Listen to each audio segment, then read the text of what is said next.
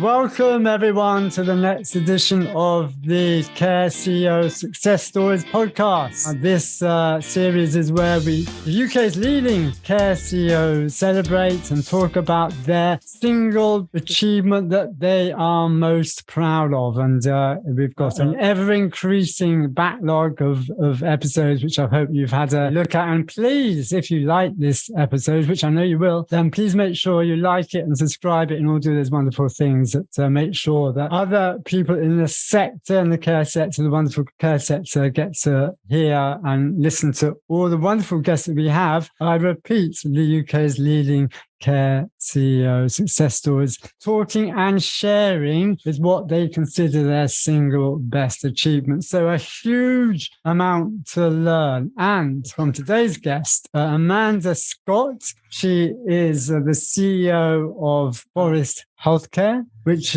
runs and operates a group of 13 homes in London and the South. And correct me if I'm wrong, Amanda, but I think you've been here since 2019, head of Forest Healthcare. And what Amanda is going to be talking about today, because the recent accolade for Forest Healthcare is that they became recognized as a top 20 medium-sized care operator, according to carehome.co.uk. So a big accolade, and Amanda is going to be talking about how they got there. So it's going to be a great episode. So make sure you take notes and stay tuned. And please, as I mentioned, share and like and do all those good things. Now, before I get going, my name is Adam James of Spring Up PR. And if you don't know who we are and what we do, we help care providers become famous and their homes become famous by a variety of very cool digital and PR methods. And if you ever care to have a look, we are at springup-pr.com. That's springup-pr.com. Anyway, without any further ado, let's get into this episode. And Amanda, great to have you here. Why don't you start off by introducing yourself and telling everyone who you are and what you do? Thank you, Adam. That was a great introduction, by the way. Thank you very much. So I'm Amanda Scott. I'm the CEO for Forest Healthcare, as you said, a nurse by background. I've been with Forest since September 2019. And as you rightly say, we're a family of care homes operating in London and the South East, with one in Norfolk and one in Oxfordshire, just to keep us interesting. That's wonderful. Good. And yeah, a great accolade. 20 medium-sized care providers, this accolade from carehome.co.uk. So congratulations. So tell me how you got there. Well, Adam, this is the third year that we've managed to achieve that outcome. So incredibly proud of the homes, proud of the teams, and proud of what that accolade stands for. So what are we about? We're about delivering high quality care. And if you look at high quality care as a product, we only really have one product in social care, and that is the high quality care that we offer to people. So if we don't have that, we're not a famous branded retailer where we can just swing our spotlight over to the electronics and push them, or, over to the homeware and push them. We've got one thing that we can do well at. And so it means so much when the customer and the consumer tell us. So the people tell us that we're really getting it right. So the mechanics of that achievement are around reviews that people post, and then those reviews receive a score, and then those scores are aggregated throughout the year, and it's an annual award.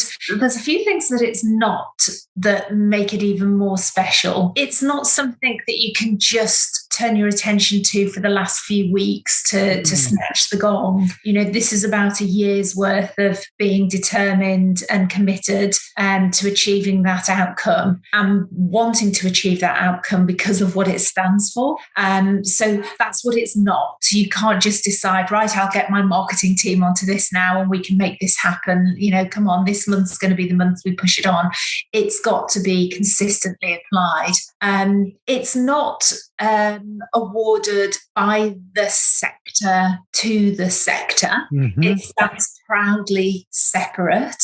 And it's honest. So that's what it is. It's completely honest. So we do sometimes get reviews that point something out to us. And so, much as I guess people felt about TripAdvisor in, the very early days of that, your first instinct would be, well, why do I want to participate in something that, puts that into the shop window? But actually, if you take hold of that with the right spirit, of course, you're going to celebrate all the wonderful reviews that give you, 5 stars and tell you that you're getting absolutely everything right. But there's so much that you can take and learn from those that tell you that there are things that you could do better.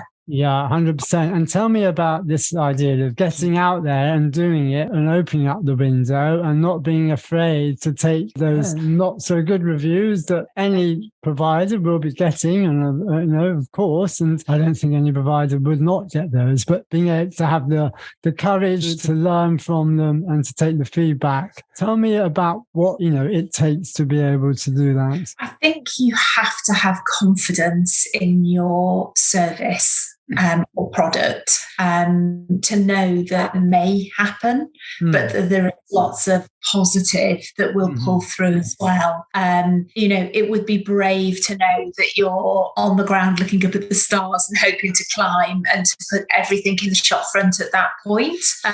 So I think, you have a starting point where you think there is lots we can be proud of here and we should share that. There is something also really altruistic, I believe, about thinking about your future residents and their families and empathizing with the worry and the confusion that can happen to a family when they're going through the motions of trying to select a care home. So, of course, there's this, the regulators' website and the reviews and reports, inspection reports that sit within that. But to some means, I think the public is far more savvy now in seeing when those inspections took place, how aged they are, and also potentially able to read between the ratings of an inspection report to see what the body of the report is telling people. But this is far more real time. So, just as you maybe were thinking about spending a lot of money eating in a really nice restaurant, you wouldn't be necessarily as interested in reviews that were 2 or 3 years old, but you're going to have that experience fairly soon. And you want to know how other people's experiences were fairly recently. So, I think it serves that purpose. Yeah. I think you're so right about increasingly and ever more so the scrutiny that people will make on a care provider. Those who are really careful and want to know will be looking at a number of factors. And you're absolutely right. It's like, if we go to TripAdvisor, which we go to because we know it has a good system for reviews, you quickly understand which directories to trust. And, and you're right. If carehome.co.uk was a feigned directory, it would not be where it's at now. No. Note the plug I'm giving to carehome.co.uk.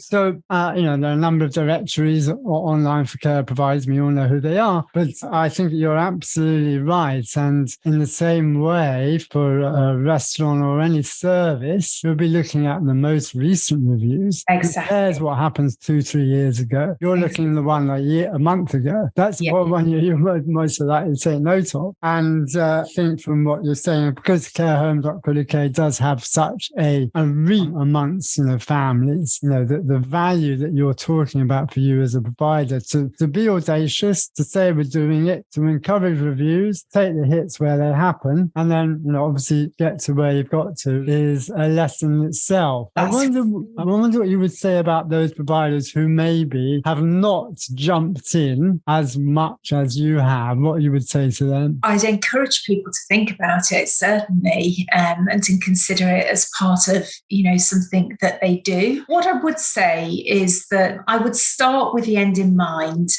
What do you want to get out of it? Yeah. What's your end stage?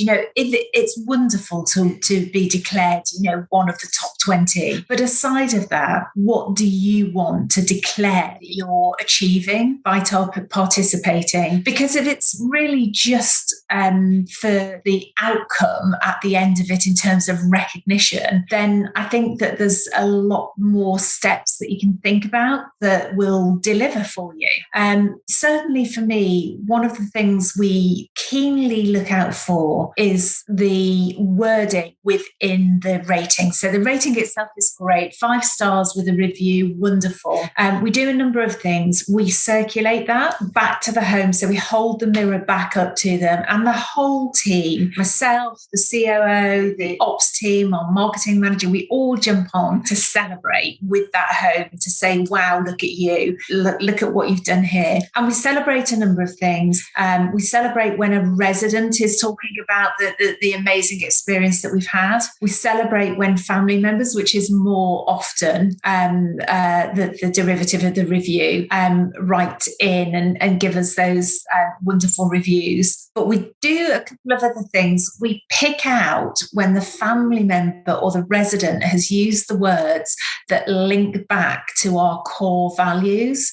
Right, because what I then do is hold the mirror up to the home in celebration as well, to say, not only have you achieved this review, but this review fully reflects our core living values.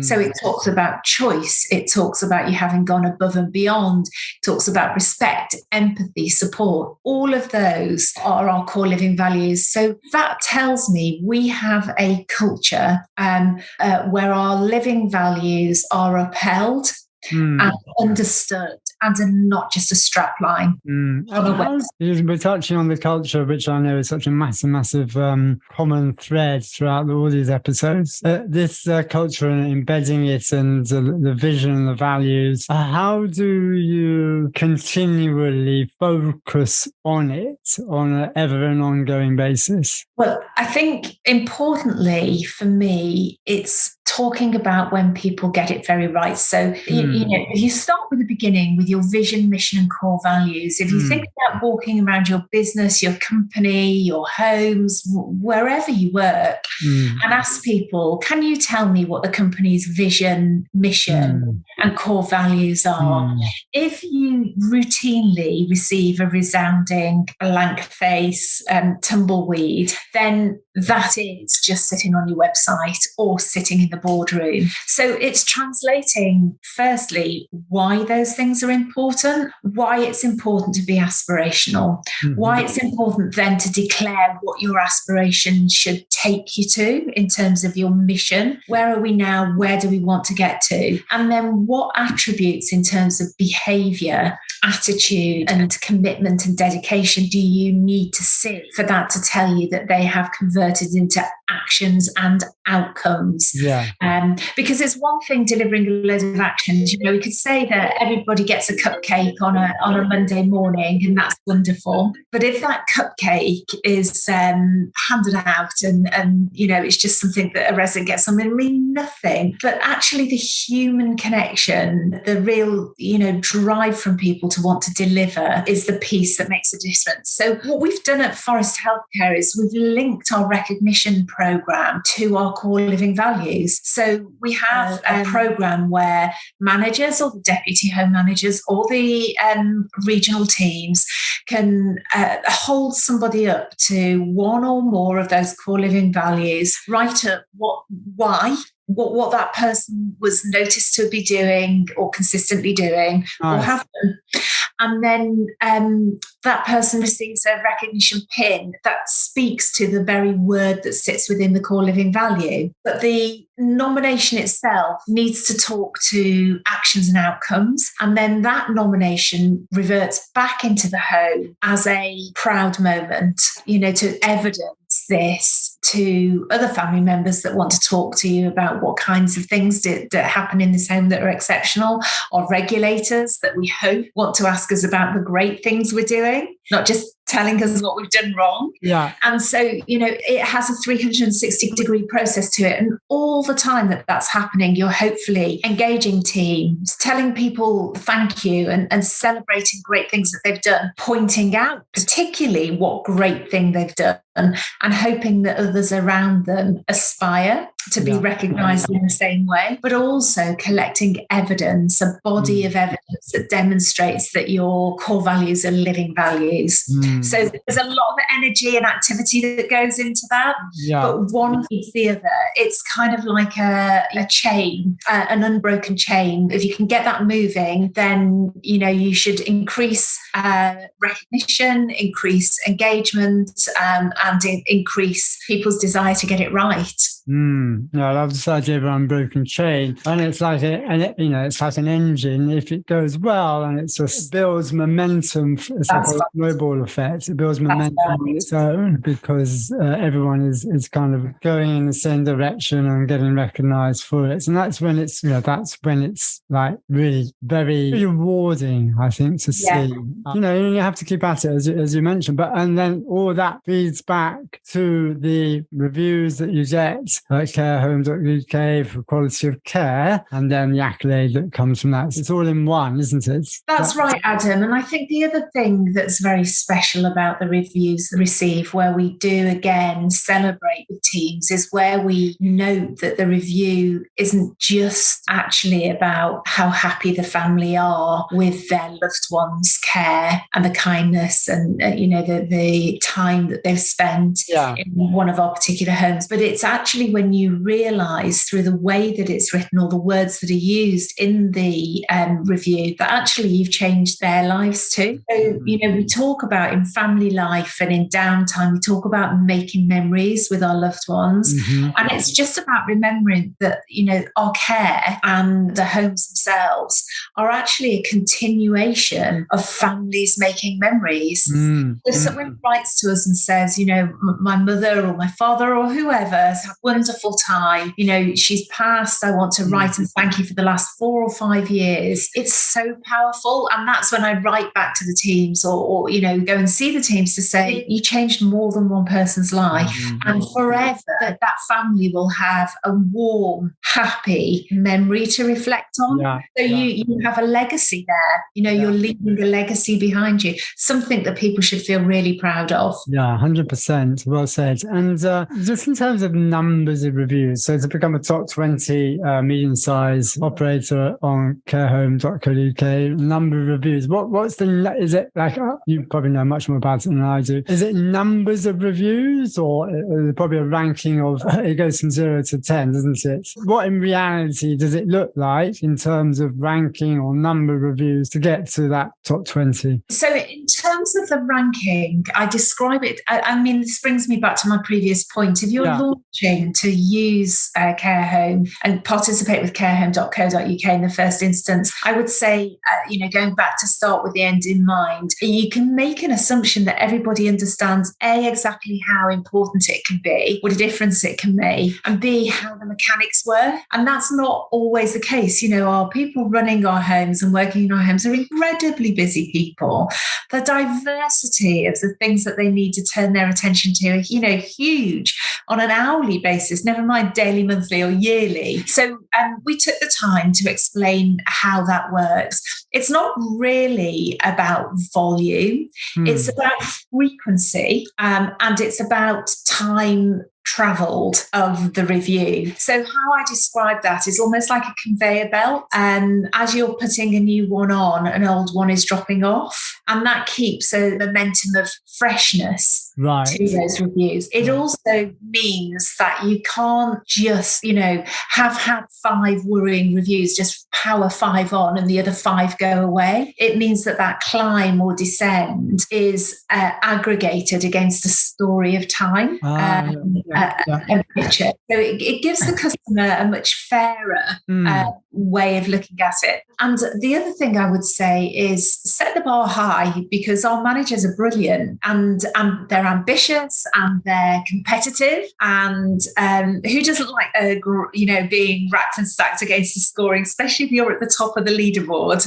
So, I don't believe that there's anything wrong with that when you're dealing and working with competitive minds. With that in mind, 8 of our 13 homes are 9.9 out of 10, and all of our homes are 9.7 and above. Yeah, that's great. A very different starting point. And that was because I believe that we educated people to really understand how it works, what the value of it is, and, how special and rewarding it can be to receive those reviews. And sorry, Amanda, do you have a mechanism for encouraging families to review on carehome.co.uk? We do. So again, that's a really good question. In the time that I've worked across the sector, when you find the hard copy of the review slip tucked behind 3 different things, and the box is empty and there isn't a pen there anyway, then are you really going to get reviews from people that actually think that you're great, but aren't aware that there's a way of telling you that? So, making sure that the service of writing a review is available to people, but also explaining to, your residents and their families, their loved ones, their visitors, how much their reviews mean to us and how grateful we are when they take the time. Because I don't think there can be anything more deflating, really, than taking the time to really say thank you and not knowing if it ever actually that person. So, did I use the right words? Was it meaningful to them? Did it even get there? Did they see it? So making sure people know that we really value their words, but also, again, our residents, their families, the customer, the consumer, however you describe those really important people, their reviews are the mechanism for helping other families. So they are the people that will help other families feel more comfortable about choices they're making. I hope that feels empowering to families and to residents who can sometimes feel very disempowered when they move into, using a care home or choosing a care home. I see. Fascinating. And what about just thinking that those times when you might get not a great review, or it's, points out how the criticism? I'm thinking of the amount of times I've had a conversation with the care providers about Facebook and about their fears about negative comments and coming on about Facebook, and that even stopping them, even now, from having a Facebook page. And, there's big education involved in talking through it. But I'm curious to know what your answer will be. But, what my standard recommendation is that, you must treat any criticism or as you would if someone walked through your door and gave you that criticism. You need to talk to them about it and address it with them or personally if necessary, and treat it always as a learning experience. So what do you have to say on that, Amanda? Well, I think you've summed it up perfectly. I mean, I think if you're afraid of failure, then you're probably not going to succeed. So if you're afraid of what people might say, then I would take a deep dive into why. Is it that you know that this wouldn't go well for you, and do the pre-work and do the exploration of why you or your team feel like that, and what you can do to make yourself prepared. I mean, it's not obligatory. People don't have to enter that world and may not see it as important. But if you do, and you want to draw attention and stand out for the great things that you do, then you have to be prepared to accept that this is a real sight. It's not, it's not unicorns and rainbows every day. Sometimes people will choose that mechanism to tell you. But I would say that whenever we have a review that isn't favourable to us, one of my first questions is, how did the family need to feel that they needed to choose that mechanism when there should be the conversation at home level, the contact email address to be able to get a hold of anybody at head office anytime. Yes. If they feel that they've gone beyond that, what was it that led that person to feel that was the right and justified method? And that isn't to place blame there, but really to understand, is there something better we can be doing with our concerns management, our complaints management? Have we had relatives meetings? Have we had residents meetings? Have we minuted them? Have we minuted them beautifully but not done anything about the things that were raised? Have we driven driven people to a level of frustration where, we're almost squeezing them towards this mechanism to feel heard and have their voice heard. So take the rough with the smooth, use those questions as a platform to be better, and then work on being the very best that you can. Wonderful. Great. Well, I mean, for anyone listening, this has been an ongoing insights into how, you can run and create a culture for a provider such as Forest Healthcare, which Amanda is CEO of. So wonderful insights, and thank you so much for sharing. Amanda, before we go, a couple of things. Is there anything that we've not touched upon that you feel that you would like to convey? I think, around the topic that we've talked about, particularly, it's been a really great opportunity just to say out loud what we've been doing about this for the last 3 years. I've referred to our managers as being incredibly competitive, but I will fess up that so am I. And so while we have 8 of our homes at 9.9 at the moment, I can assure you that the race is on for the first home to hit that perfect 10, as we call it. So if anybody remembers Nadia Comaneci and her perfect 10, we're going for that. We're going to keep an eye out, Amanda. I know. I've got a feeling I might mention it on LinkedIn if we do. When we do, I should say. Great. That's fabulous, and it's always great to have those kinds of high targets to go for, high outcomes to go for. So that's another little lesson we're picking up here for anyone listening, for all those listening. So thank you, Amanda. Now, finally, before we go, thank you so much. Where can people get in touch if they'd like to get in touch with you? So you'll find I have a space on LinkedIn. I do use Twitter. And we've currently got a Forest Healthcare Instagram account, which is building beautifully, and connecting with people across those platforms. So all of those, drop me a message on Twitter and LinkedIn, checked almost every day. And I'd love to hear from people if they want to know more or chat about their own experiences. If anyone wants to tell me what we need to do to get that 10, give me a call. I'll keep an eye out too. Keep an eye out for me, Adam. Yeah. I will.